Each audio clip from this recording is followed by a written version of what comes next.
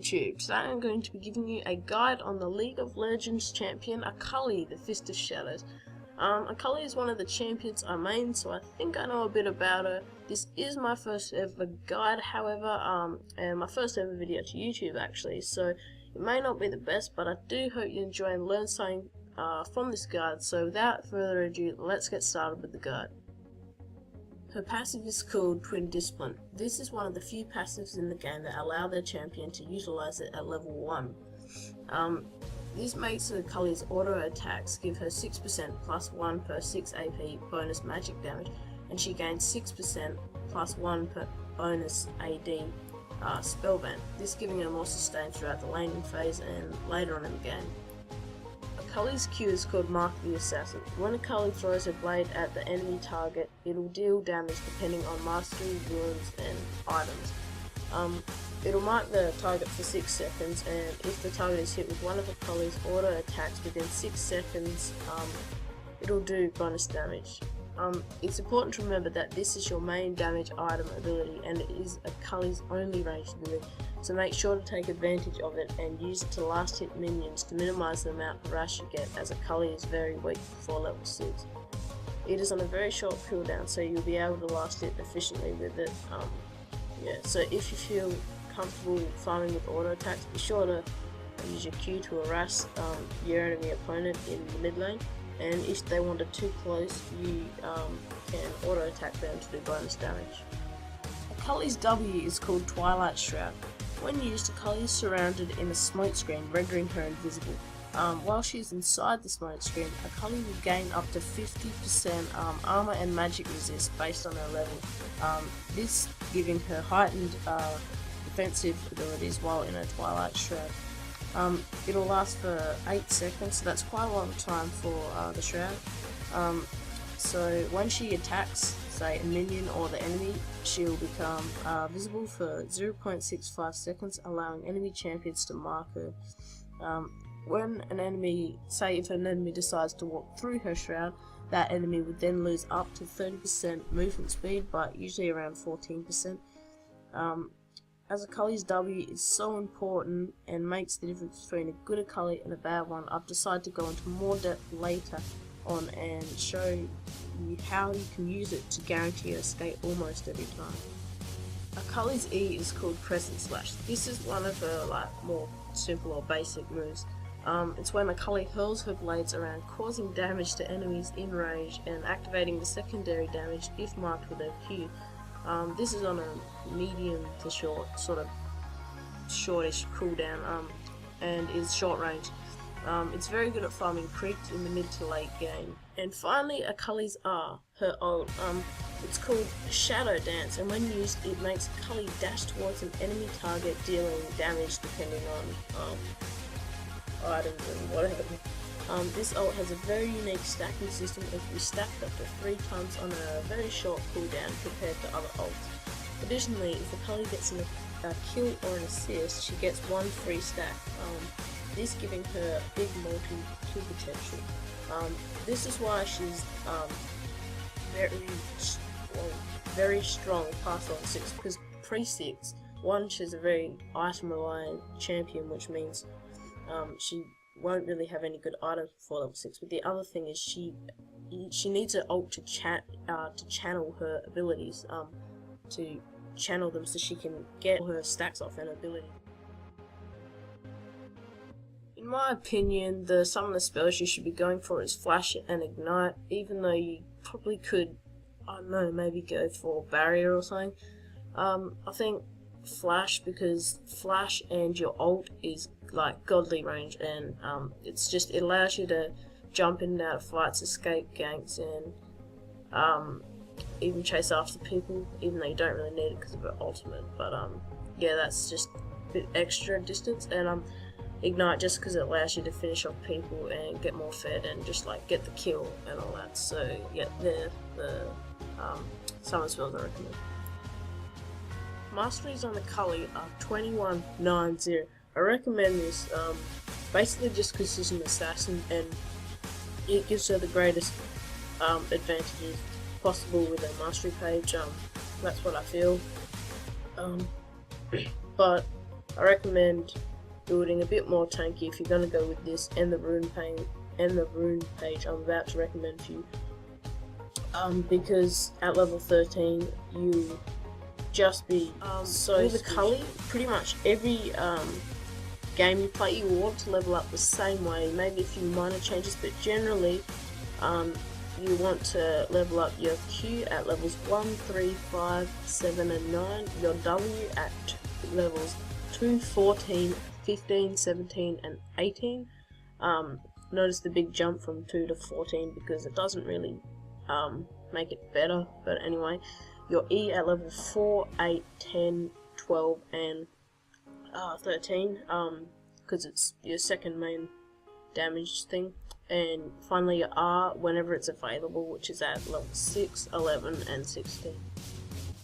As Akali is a very sort of like item dependent champion, this is a part of the guide that's very important. Unfortunately, item builds depend on what the situation is, and if you're building items on a character the same way every game, you're probably doing the wrong thing. But it can give you a solid bet on which way you should be building her, the way you generally want to build her. Maybe you would build the items in different orders, but yeah, like in different situations, like you might build the more tanky ones first, but this is generally what you want to be doing.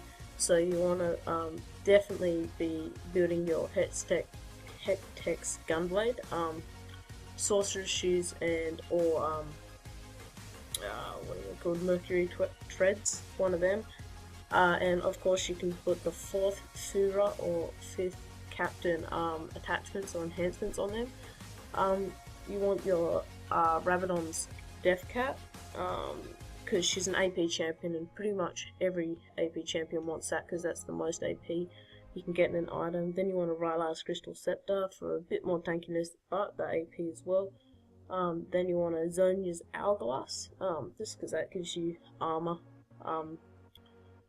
Yeah, and more ability power. Then you can either get a Lichbane or a what's it called? I forget what it's called. It's called a Abyssal Scepter. Sorry, Abyssal Scepter, guys. It depends. I usually go with the Abyssal Scepter. I guess you could actually go for a Guardian Angel or something as well, but I just recommend going for the Lichbane or the Abyssal Scepter. And obviously you just want to start off with 3 pots and some boots, or you can start off with 5 pots if you want. And the core items you'll be wanting to get is the Hextech Gunblade boots, either Mercury Treads or Sorcerer Shoes, and the Rabadon's Death Cap. But with the full build, it'll end up costing you around 17k. So that's why you just want to build the core items first, and then anything after that. So yeah, they're the items. Turret diving. Well, it's a question that comes up all the time. Should we turret dive? Should we not? Well, the answer is yes, you can. With Akali, because of her ult, it has extraordinary ability to burst people down under the turret and get away using an ult on an enemy minion, or even just walking away usually. If their health is low enough, you can pull off multi-kills out of the turret, but you have to be careful. I would not recommend doing it before about level 4, level 9 or something like that, but you can do it, you can pull it off. Yeah, just make sure you're not too squishy, and make sure the person you're turret diving doesn't have a stun, or it's down, or their health is too low, and it won't matter anyway, because if they stun you under the tower, you are screwed. And also another thing, if your teammates decide to turret dive and they're taking all the bullets to you, like Blitzcrank does in this last clip, don't be afraid to go in after them to help them to burst that play down. If you're like the ADC or something, take the kill. You need it more than they do. It's a team game. It's not Call of Duty. But if someone does get killed, don't get all angry at them, because you know it's luck of the draw, and you're just going under there to burst them down. But if they do take tower shots for you, don't feel afraid to take advantage of them and help them to burst it down earlier. And I think like Lee Sin shielded me, you can even do that. So yeah, that's pretty much it for tower diving. Advanced Shroud Tits are looking brushed, so you don't go in there, and if you want to place a ward you don't get surprise ganked. You can go through walls to escape. or just to cut down time. It's here, you can do it to a lot of places if you're running away and save a flash, and if they still use their flash to catch up to you, you can use your flash as well. Putting in between two grass patches so they can't see, or three, so they can't see which way you walk out. They have to pick one and hope it's right, and that's a 1 in 3 chance, which will help you to get away, which will be way better. Yeah, and the final thing is just not using it too early, just waiting till you definitely need it. Obviously you don't want to put yourself in a bad situation, but just not panicking and using it too early. That's a thing you need to keep in mind. With Akali, early game and harass is a bit of a problem. Most junglers and opposition mid players realise that before level 6, that's a weak spot. That's the only place time you can shut it down, rather. And we all know that the range ones and the range champions that are good at early game, they can be intimidating, but don't worry. Your primary focus is to feed up for level 6, and when it comes, you'll own because you're Akali, and that's her time of the game. And you'll be one of the strongest one of the strongest champions in the game. Just stay back and last hit with the Q, as I said before, as it's on a short enough cooldown to last hit properly. I'm not saying let them get free harass on you. You have to pick your fights though. Yeah, but don't worry about getting harassed. It happens. That's why I always recommend starting off with at least 3 health pots. Usually 5 I start off with personally, and a ward or 2. This will allow you to stay in lane the longest, so don't get irritated. That's what the pots are there for, so you're just going to have to use them. Yeah, but once you do get to level 6, you are the boss.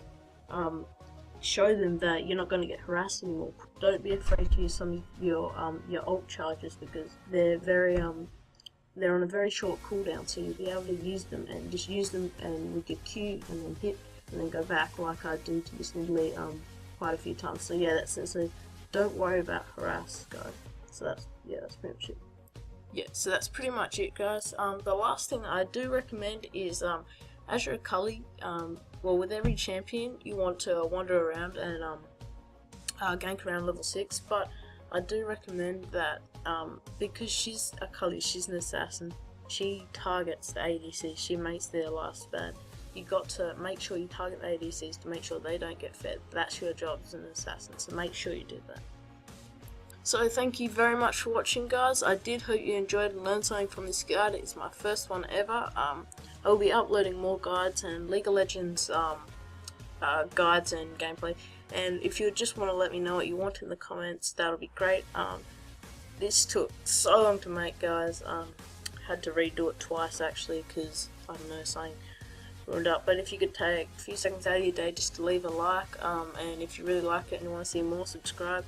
I'd really appreciate that. Thank you very much, and I'll see you next time.